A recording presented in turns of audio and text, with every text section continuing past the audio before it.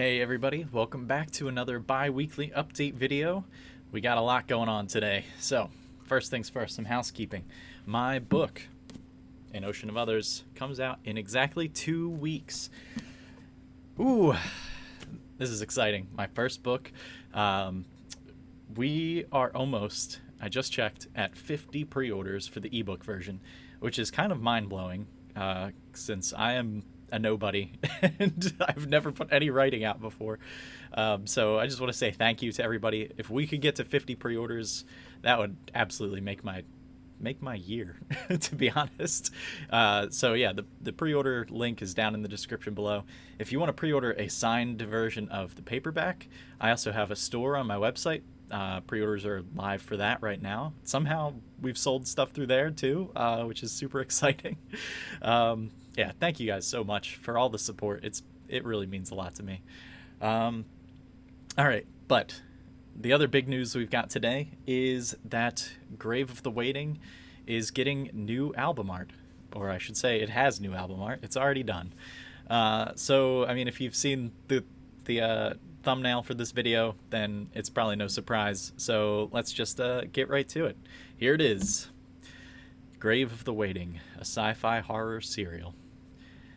So I also wrote a new synopsis for it, so let's read the synopsis real quick.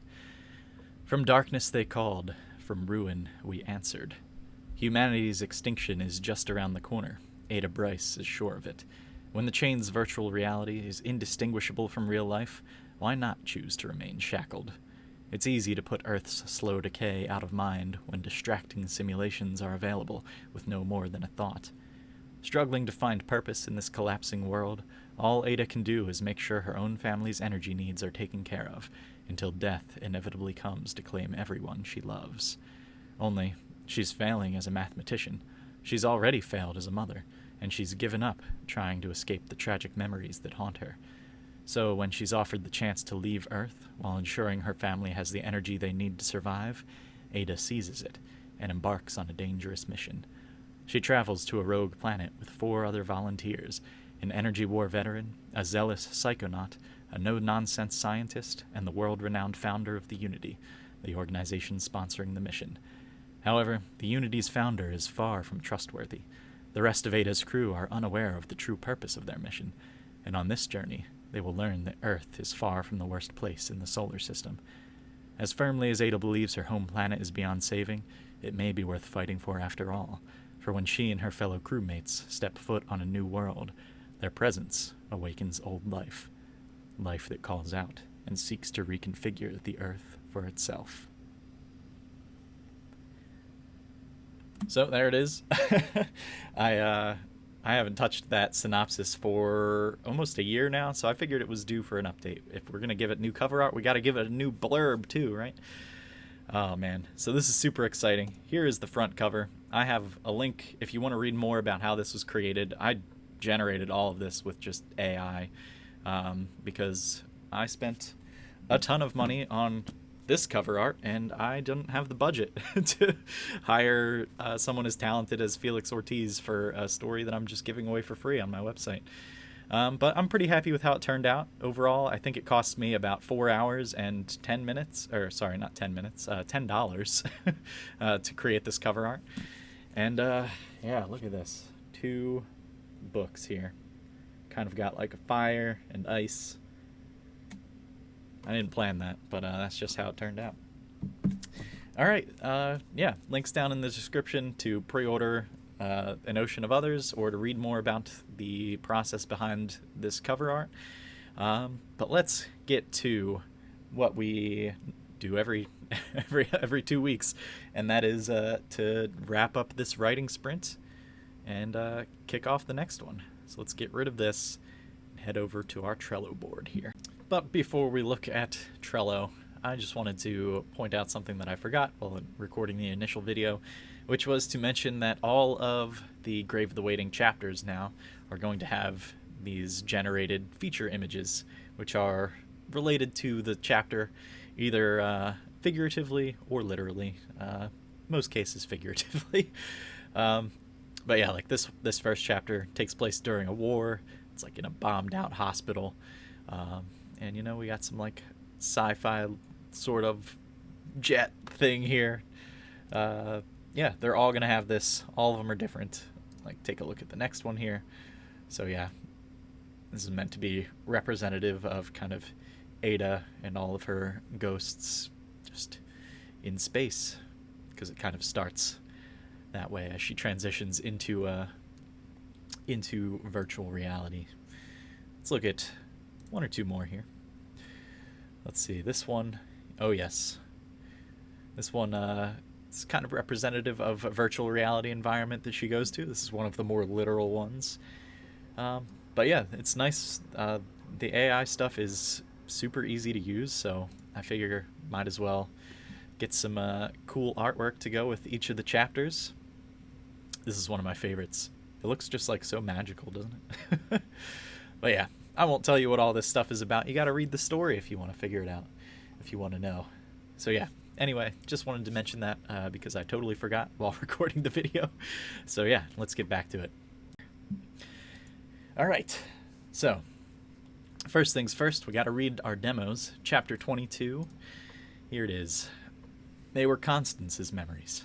Though fuzzy and distant, several of the most important stood out for their clarity.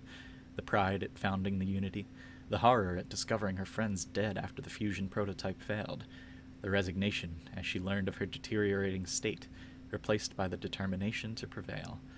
Those that remained unclear, Ada could still sense as characterized by turmoil and loss.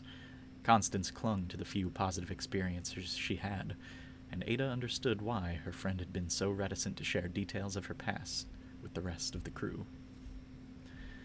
All right, Chapter 22. Drafted. Put it down at the bottom of the pile. Way down here. It's got a scroll bar now. I've got too much in progress.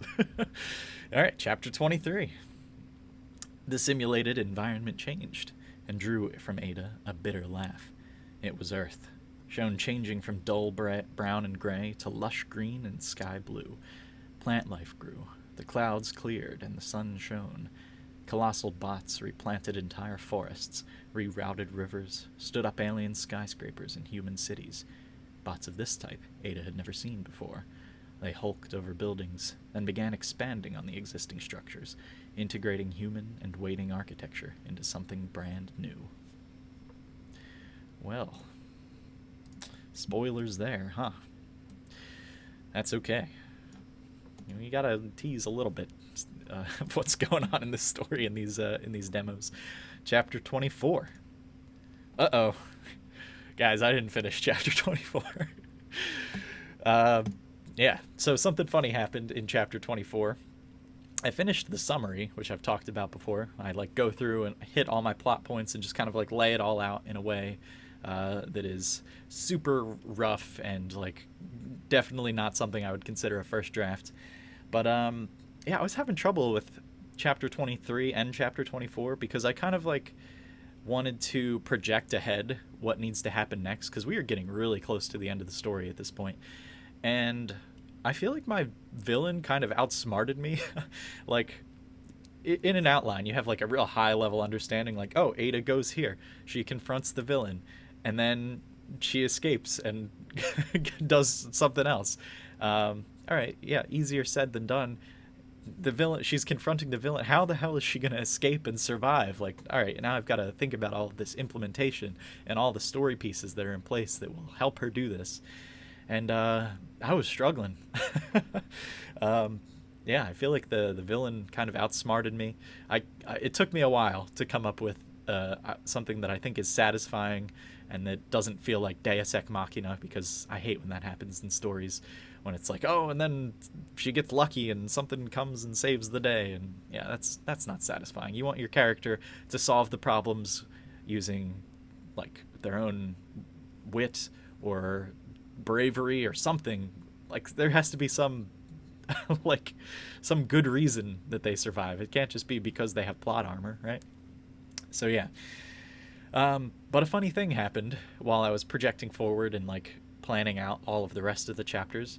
As you can see here, we have chapter 24, 25, 26, 27, 28, 29, 30, and then the epilogue. And I've talked before about how I think chapter 30 is going to end up being the epilogue.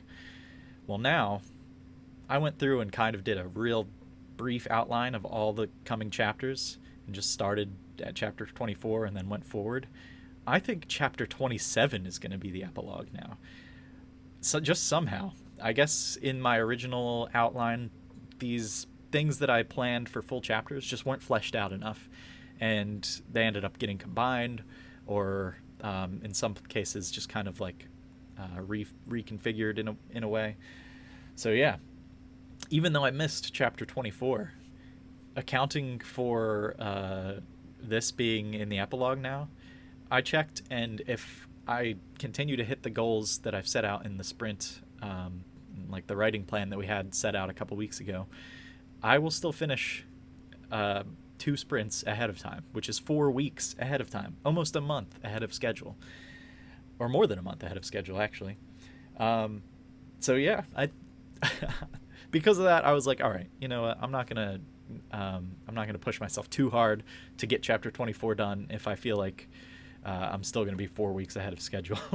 And that's going to be great because that'll give me plenty of time to clean up the outline, make sure that or the outline for Sibling Sons 2, make sure that I'm ready for NaNoWriMo come November. And you know what? Maybe give myself a little bit of a break because I have been go for probably 2 years now. I don't know when the last time I had a little break was. My honeymoon, maybe? I think that's the last time I took a long break from writing. Not my honeymoon. My birthday, when I got engaged. My honeymoon hasn't happened yet. That is in the future. All right. So, yeah. I think we are going to be just fine. I'm not worried that I've missed this goal here. It's going to remain in my main focus for the next sprint. But we also have to get Chapter 8 done. So Chapter 8 is going to come first. I got to revise this guy because it is due on September 1st, which is a week and 2 days from now. All right, so yeah, Chapter 8, Chapter 24, and the plan is one more chapter here. And that will take me all the way through to the release of An Ocean of Others, exactly 2 weeks from now when this writing sprint ends. And yeah, I think that's pretty much the plan. So, Chapter 8, it's going to come out before the next video, so subscribe to the mailing list if you want that delivered right to your inbox. I'll have a link for that below. And yeah, I think that's going to be it for me for this video. So thanks for watching, and I will see you next time. Have a good one.